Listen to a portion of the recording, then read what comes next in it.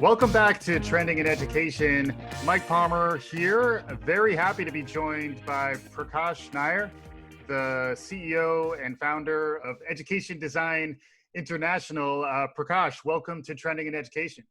My pleasure, Mike. I've heard a few of your podcasts and very honored to be here with you today. Yeah, and we're honored to have you. You're someone who's been on a really interesting educational journey and life journey. And in many ways, you've been able to realize some of your passion around the design of schools and being more creative and imaginative about how we reframe and reconceptualize the physical space in which learning happens. I'd love to get maybe some introductory thoughts from you on who you are and what has gotten you to this point in your career. And then we'll dive into some more about the new model of the classroom that hopefully we'll be able to start realizing in the coming years. Sure. Thanks, Mike. I actually started my career in New York City as an urban fellow. I was one of 20 students brought in from around the country to work in management positions in New York City. Mm-hmm. And that led to eventually me becoming the director of operations for school construction for the city of New York, which mm-hmm. had a budget of about $1 billion a year. Right. Between 1989 and 1999 when I was there. Wow. And it was a very satisfying position. We built over 100 schools while I was there. We renovated well over 600. I mean, schools, I don't know if you know this, were using coal-fired boilers. So kids were going home with carbon monoxide poisoning. Oh my goodness. And so it was an important thing to change those schools to the oil gas furnaces and all that. So there was a lot of good stuff happening there. But the one thing that didn't happen was we didn't improve education. And this was a shocking realization when I started looking at the data, mm-hmm. because it just seemed crazy that you could spend $10 billion on an education enterprise and have no impact on education. Mm-hmm. And the reasons were very simple. We never talked to principals. We never looked at the research on education. We were building buildings. In fact, some of them won design awards. So anyway, so my experience at that point had only been as a bureaucrat. I mean, I'd worked all my life in New York City government. But anyway, so the idea was, I can't keep doing this now that I know I'm not really making a difference in the lives of children, other than putting them in nice looking buildings. And so I thought that there might be a market to do something different. And I started my company, which was to essentially follow the research from the education side of what education really is, how people actually learn, especially young children, and how can we connect learning environments to children's natural way of learning instead of trapping them in these boxes and then hoping that learning is somehow magically going to happen. And so over the past 20 years, that's what I've been doing, working with an alternative kind of school. And our practice had expanded to 52 countries on 6 continents. So clearly there's a hunger for this new way of thinking. Yeah.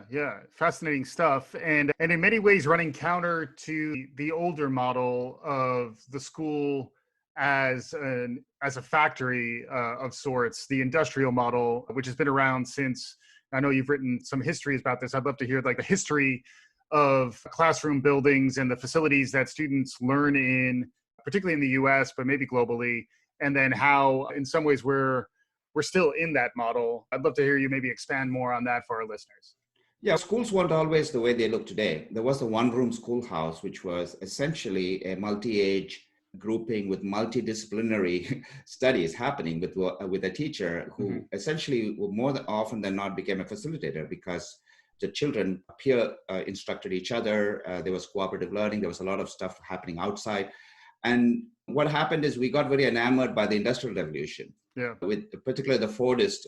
Ford was the first one to basically bring the industrial model to the masses, right? People who worked in Ford could afford to buy a car. Right. And so the idea was that education is so important that it can in fact be mass produced so that more and more children can benefit. The underlying idea was good, that we want to bring education to the masses, but the method of using the industrialization method to get there was wrong. Right. It was wrong from day one. It was always an inhumane way to treat children, to trap them in boxes with a teacher and expect them to magically learn it.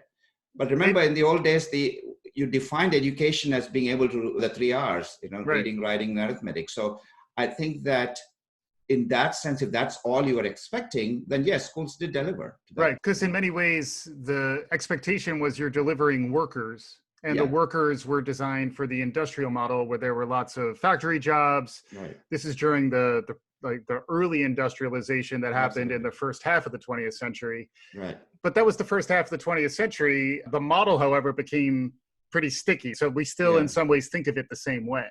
That's true. But there are two aspects to this. One, in fact, it did prepare students to work in factories. And factory jobs actually paid quite well. You could get $35 an hour working in an auto factory. And so our high school education actually got you a pretty decent job, and you could actually live a decent middle-class life. So if you consider that as a success of education, one could actually argue that education was successful. But I don't think so, because John Dewey, as early as the turn of the century, said it was inhumane to put kids in these conditions. So regardless of your goals, there could have been a better way of getting there. Just because we hammered people into submission so they could work in a factory doesn't make it. Even if they could look back on their 20 years and say, okay, I suffered for 20 years, but here I am working in a factory and bringing home a good paycheck. To me, the end doesn't justify the means. Education was always bad. The factory model always didn't work well. And especially today, it doesn't work at all. Yeah, I guess part of what was okay, at least then, was that model would design individuals or give folks the opportunity to plug into the workforce. There would be jobs on the other end of that educational journey. Now that same model of what you refer to as cells and bells, which I really love that turn of phrase, because there is almost a prison-like attitude towards design and classroom management that may have worked when there were those factory jobs that were paying $35 an hour. Even if you would tolerate the inhumanity of the experience, you could at least say, coming out of it, you're going to be educated and you'll be able to plug into the local mill to get a job.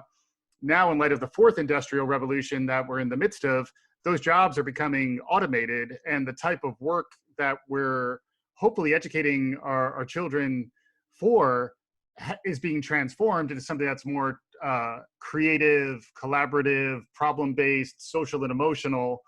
Many of those things are not supported by the old cells and bells model. So if it was efficient in the past, it's becoming less efficient now. And now, on top of all that, you've been preaching this. I'm picking up what you're putting down.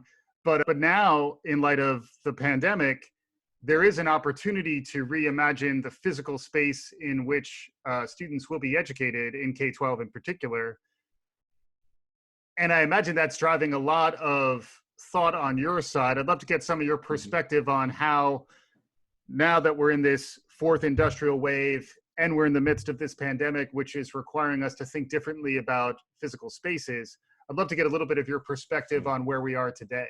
I want to touch on a couple of things here. One is that there is a confluence of events today, which is forcing us to at least face the reality that children graduating from school are not employable because the jobs that are there don't match their skill sets. Okay, so there is an economic sort of a drive to have more educated children, in the sense that the companies and the workforce needs them. But I think the important thing for us to understand is that the establishment of education and the adults, and I take responsibility for it too. I worked for multiple years building schools that were obsolete on the day they opened. And I felt that I should have had some responsibility for that. So I guess my whole remainder of my life is a journey of redemption. At least I'm trying to do something about it. But the point is that I don't think we actually care about children. Because think about it, if we cared about children, how could we subject them to this thing called education, where you're sitting on a cheap plastic chair for 6 hours and many times in windowless rooms even, right? How could we rationalize that? We wouldn't allow ourselves to be in that position.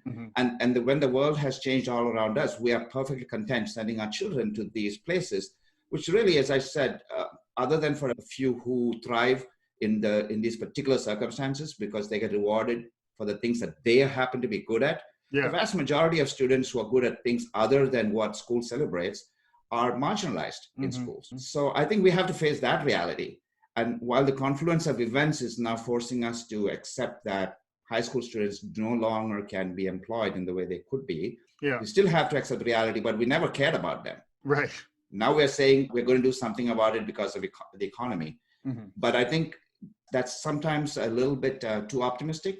Because I think the inertia of doing things the way we've always done it. In fact, in education, there's a saying, we do it this way because that's the way we've always done it. Yeah. It's called Yeah. Katwadi. And basically that inertia is very strong. And I'm not 100% sure that even with all the stuff that's happening today, we have enough force to push that inertia aside.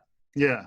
It is interesting because there's a combination of rethinking of the public space in that where will we send our kids to school? And we're taping this in the middle of September, and there's a lot of concern around whether these school facilities can be open at all in light of the risk around the pandemic. For you, as someone with the depth of experience that you have in this space, I imagine you have some interesting ideas around how we could find a path through this, which probably involves some reimagining of where education happens when it is in the public forum. I know you've just written something about the power of outdoor learning. Yeah. I'd love to hear you talk a little more about how we can begin to explore new models that may be more beneficial to reimagining how we can teach. The one thing I would advise schools is to not duplicate in the online world what we have been doing in school. Mm-hmm. We've already established that the physical school was a pretty bad place. And I'm not blaming educators for it. It's like you give somebody a piece of hardware, right?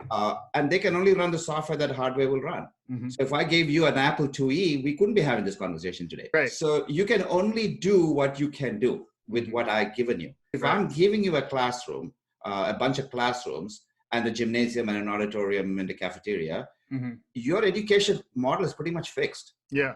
You have to now put a teacher in there with a bunch of kids. Yeah. You sort them by age and the curriculum then fits to that model. So what I'm saying is that model was dictated largely by the fact that your building block was the classroom. If that building block had taken away, the fundamental building block of school is the classroom. If I could take that away, imagine the manner in which I'm freed up to do education better. Right. So my point to teach to schools would be, immediately you can change the online education model by freeing yourself from that classroom-based thinking. Don't have the idea of one teacher and 30 kids on a Zoom meeting, for example. It makes absolutely no sense. Why should they all be sitting there at the same time? They're not in the same room. They're in different rooms all over this place. So I'm just saying, start with that. And immediately you are ahead of the game. You can create different kinds of groupings. You can create inter-age groupings. You can bring in experts from other parts of the country you can have kids create stuff. And by the way, the stuff that they create doesn't have to be all online. The online, if I want to learn to play a guitar, yes, I may go on YouTube. But in the end, I'm playing the guitar. If I'm learning how to plant tomatoes, I'm going out into the garden and planting tomatoes. Yeah, I may watch a YouTube video on how to grow tomatoes. So the idea that the online world can be an entry point into real education, which doesn't happen in front of the computer necessarily, unless you're a writer. Maybe, right. Unless what you do. A lot of it happens outside the realms of the computer. So I think the computer can be a great leveler in the sense that it allows children to have access to the kind of expertise that right now they don't have, right? Particularly in underserved communities, there's a direct correlation between the quality of schools and the socioeconomic background of a particular neighborhood. Guess what? We can break that. I would think that way about the pandemic and thinking that if it's going to be a hybrid, at least the online version, let's keep it different. Yeah. Now, I do want to acknowledge that there are many children who do benefit greatly from being in the physical school. And they are the ones who may be getting a breakfast or lunch at school, maybe coming from abused homes where school becomes their safe place, safe haven. I want to make sure that we don't ignore them, but I don't want that to mirror the fact that it's as bad for them as it's for everybody else, except that for them, it's a little better than what they had at home, but that doesn't make it humane for them either. So if we improve schooling, we can improve it for them as we can for everybody else. Yeah, I'm very much struck by the idea that rather than design just for one function, which is the classroom function, or the classroom structure, and create as hundreds, thousands, millions of them. How many, Lord knows how many Zoom rooms are out there right now, all around the same size, basically delivering exactly the same thing. What I was struck by as I was reading up on your work is that the whole notion of form follows function, and how in learning contexts, there are different things that learners will need, different contexts in which they're going to engage.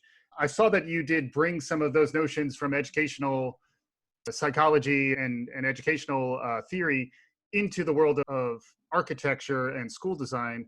Could you talk a little bit about that? Because I think it's relevant both in terms of reimagining our physical environments in light of the pandemic, but also, to your point, rather than just trying to redesign for one function, which is a classroom function, everything that goes online, you at least had these four constructs that I thought were really resonant, and I'd love to hear you expand a bit more on that. Yeah, I think it's interesting. The form follows function is a very reliable architectural terminology, right. Because in every case, you want the buildings that you design to be able to serve whatever function. An airport needs to function like an airport, you know, and design airports will do the job well. Can't use form follows function in school.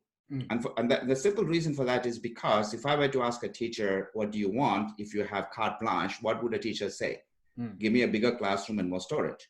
Right. Because that's the form he or she is familiar with. Yeah. The idea that education can have a form factor that is so completely different than anything that I'm ever used to, was something that would not occur to her, because the frame of reference is what is going to determine the function. So what happens in schools is that the function is tied up with the form in such a deep psychological sense that you can't separate the two. Yeah. So what I'm saying is that we need to go with the Steve Jobs methodology here, which is to just throw the iPad out there and hope somebody picks it up and figures out what to do with it. Right. Nobody was asking for an iPad when he put it out there. In fact, if you look at the reviews, people were panning the iPad even as millions of them were flying off the shelves. Right? Yeah. The reason being, there was no function for it. Nobody needed it. They were functioning perfectly well before the iPad came along. Interesting. Right? They had an iPhone, and then they had a MacBook, and they said, why do I need this device in the middle? Well, I'm going to carry a third device around with me. Right. So the point I'm making is that form and function are tied together inextricably. So in a case of school, I'm saying that you can't think about, let me design a new building, right? I have to think about, let me step aside and say, what does good education look like?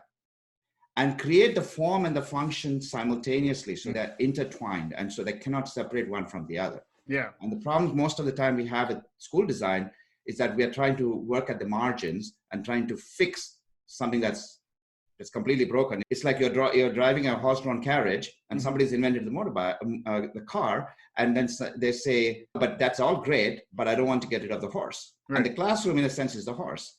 And if you can't get rid of that, then you can't really fix it. So the idea of let me create nice atriums, let me create a nice media center, let me do this and that, doesn't work, because fundamentally you have accepted the idea that the education can be mass produced, and it cannot.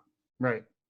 So getting to the construct though of the watering hole versus the David Thornburg's work, I thought would be an interesting place. That's where I was trying to go, at least with the form, where like at least to deliver on those types of experiences, your design concept is going to be different, and the constructs that are put out there are very evocative. Like when I hear the idea of a watering hole or a cave or a campfire, like those things, they immediately trigger some associations in my mind that are very different than the associations I might have with a classroom or a school building.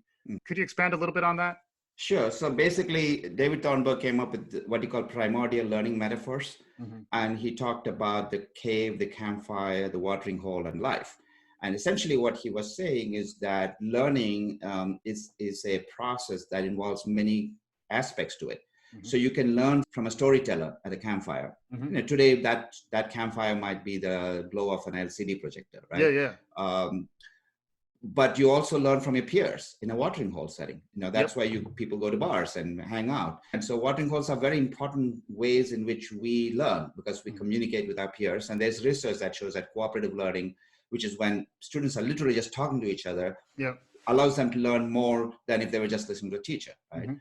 The third form is cave, which means that today's world, when we are being buffeted by information right and left, we need time to process. Yes. We need time to get away from everything. And that's why you have these aha moments, whether it's in your shower or whether it's when you're driving home in the car, the times when you are truly alone and you're not looking at your phone. And those moments are important. That's a cave time. And finally, there's life, which is that no matter how much theory I get, how much expert opinions I hear, end of the day, life is going to throw a curveball at me. Yeah. Things may not work out exactly in life the way I had predicted. And how do I respond to those unexpected situations? How do I take this other learning, this theoretical learning, and apply it in life context and maybe learn by mistakes? Maybe learn, look, it doesn't work in this context, right? So life can be a great teacher as well. So what I'm saying is a school building can be thought about like that. Are we putting children truly through these 4 cycles, or are we just hammering them with the campfire mode, where they are sitting and listening to a lecture, no matter how fascinating it might be? Right. How much is that going to benefit them if they don't complete that cycle? Because essentially you're just filling their head with information. It's useless unless you actually apply it. Your brain actually is hardwired to forget that information if it doesn't actually use it in some context. You know? Yeah. And I liked how life in some ways connects a bit to the power of learning outside of a traditional classroom. In light of the pandemic response and the need for healthy ventilation and outdoors, right. I'd love to get a little more of your perspective on that trend, which I would imagine is going to be accelerated in this day and age, where the more opportunities to be expeditionary and or in other outdoor contexts. I know that's something you've written about for 20 years.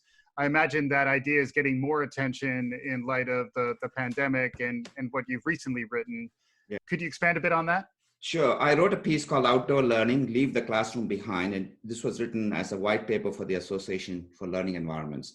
And essentially what I was trying to do here was slowly and gently take people away from the idea that if you go outdoors, you don't have to take the classroom. So you'll be surprised, you won't be surprised actually, to hear people say, oh, let's have an outdoor classroom. Yeah. You probably heard that term yourself. Let's right? have class outside. Yeah. But if it's outside, then by definition, it's not a classroom. It's true. So why would you ever say outdoor classroom? It doesn't make any sense. It just shows you how much the word classroom has been embedded into our brain to imagine that somehow magically adding the word classroom will create learning that might not happen if that word were removed. And my point is that almost anything that you do outside will give you being real learning. And I'm talking about this 21st century skills, particularly in the context of the 4th Industrial Revolution, will give you being outdoors will give you skills far superior to anything that you can ever get sitting in a classroom, you know? Yeah. So my point is that make the outdoors environments more naturally serve what they can serve as great environments for learning. Yeah. Whether it's just contemplating the sky, or having an existential conversation sitting in grass, and about humanity, or whether it's actually looking at water quality in your neighborhood and testing that.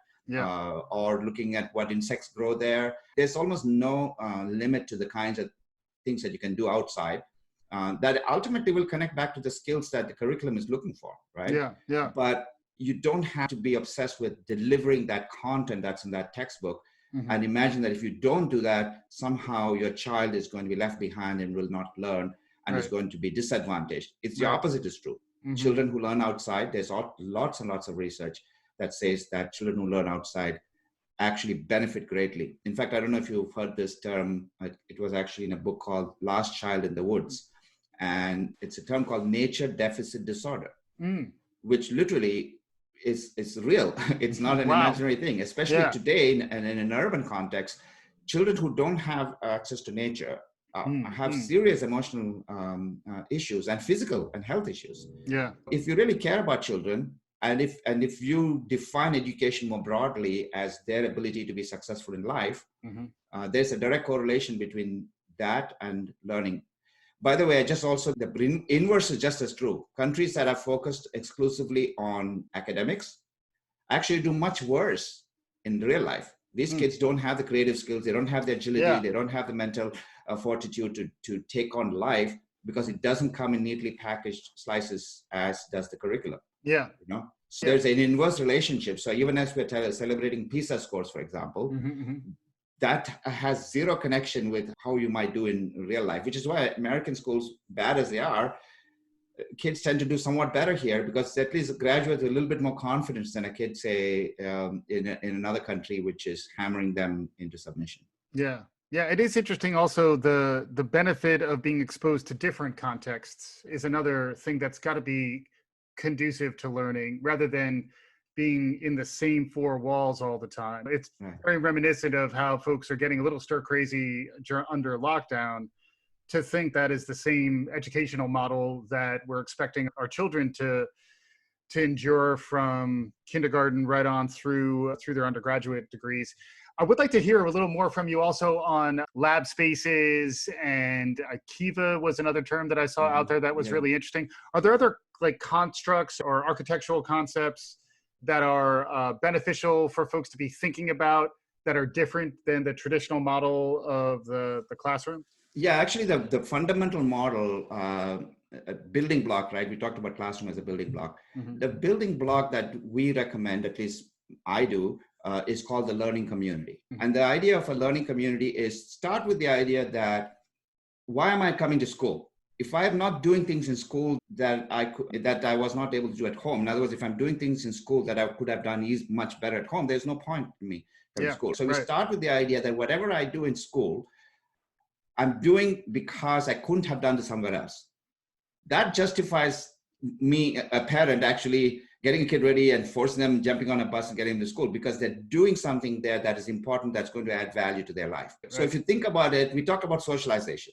Now, my point is, yes, social emotional development is an incredibly important thing that schools can do, but they don't, because a classroom is not a good, there is no equivalent place in the world like a classroom. That's saying I put my kid on a plane, have him sit in a plane from New York to California, and magically becomes friends with everybody because they're all sitting in their seats. Mm-hmm. It's not the best way to learn how to socialize. It's a very unnatural context. Natural socializing happens when two people are doing some stuff together, and then they have a casual conversation. They talk about yesterday's baseball game or whatever. Right. Socializing doesn't happen in a classroom. That's not a real kind of socialization, which is why you have gangs and various other ways, because children want to belong. So a learning community takes a group of no more than 150 students, and there's anthropological research that shows why 150 is a magic number. Yes. And no more than 150 for early years, I would say no more than 100. And so we take a group of 100 students and we say, how much space would the school, have given these kids? We would have given them 4 classrooms, and given them a hallway, and then we would have built a library for them, etc. So don't do that. Give me that space, and I'll create an amazing environment here in which these 100 children can have access to all 4 or 5 adults that might be teaching them, not just one. Right. And those 4 teachers can now work as a team. Because when I'm working in a team, I'm so much more powerful. There's research from Stanford that says when teachers collaborate, student achievement just skyrockets. The number one thing we can do. So I want teachers to collaborate. I want students to be able to have access to multiple modalities of learning, not just lectures, right? I want them to be able to present. I want them to be able to work on projects. I want them to be able to do research. I want them to be able to get away and be independent, do some independent work. And I can go on, and as I said, there are 20 modalities. I want them to access all 20 modalities, right? And at the same time, essentially have every child feel welcome and feel that they belong. So now, even if I'm coming to a school of 1,000 or 2,000 or 3,000 students, as the case may be, I walk into a learning community where everybody knows me by name. So what we are doing here, using the architectural construct to create healthy communities where children are actually valued for being children and given the opportunity to learn in ways that they could never have learned if they were sitting trapped in a classroom. Yeah. And you have case study, like you're doing this, right? It's just more the challenge of adoption and scale is where we run into the brick wall of the inertia in K-12, which exists for a lot of different reasons. But in some ways, you can point to case studies where you've seen that this is genuinely better. And the challenge is really getting the institutional will, the vision, the courage to try this new model. Is that fair? Yeah, absolutely. Yeah. So the thing is that, of course, the early adopters were private schools, which needed to stay ahead of the curve.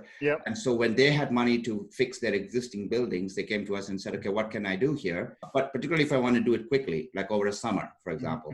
So we would show them, we call them Pathfinder projects. Very quickly, you can take an existing space with a hallway and a few classrooms and transform them into a learning community, in which you can do interdisciplinary courses. Teachers work as collaborative teams.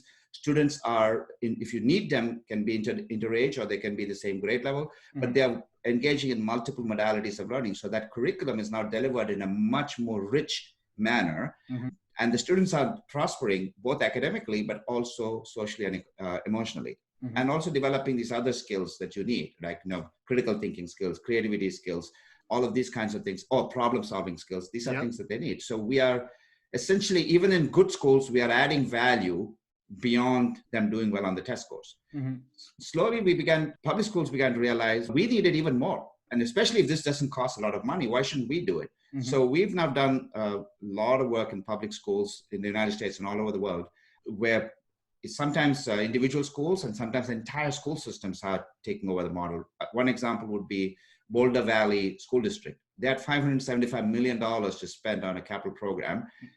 They read my book, Blueprint for Tomorrow. They called me and we had a conversation. And I said, you can either build a school that's going to be obsolete on the day it opens, or you can take this money and leverage it so you can improve education for all children in your school district. And they actually took that to challenge.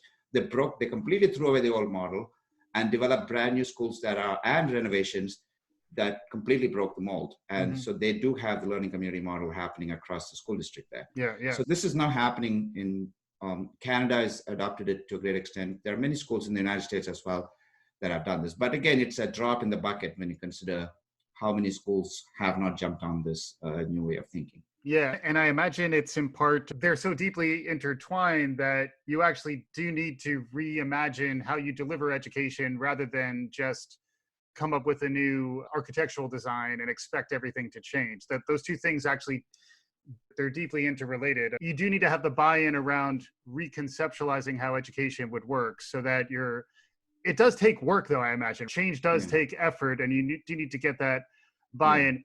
If folks want to find out more about this, or if they want to get activated in their own school district or in their own places where they work, where would you recommend they go?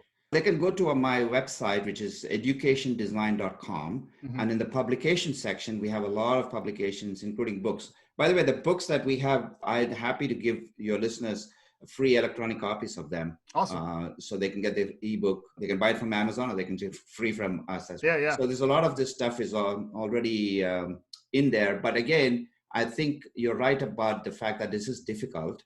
But the thing is, we have to be really careful about is when we start thinking about the future of education, we have to put aside our own impression of what it's supposed to look like. Yes. And when we are going to talk to a brain surgeon, we have no conception of what he or she might be doing. Right. And we don't preach to them or tell them because we haven't been brain surgeons, but we've all been educated in schools. Almost all of us have. Yeah. And so we have a preconception of what education is supposed to look. And we then want our children to go through that same experience, not realizing or not acknowledging that our world is so different today than it was when we were growing up. And so even if we succeeded, and my own point is that we succeeded in spite of it. No matter how much credit you want to give your school, you succeeded in spite of your school, not because of it. You know? There is really no excuse to say it worked for me and therefore it should work for my child.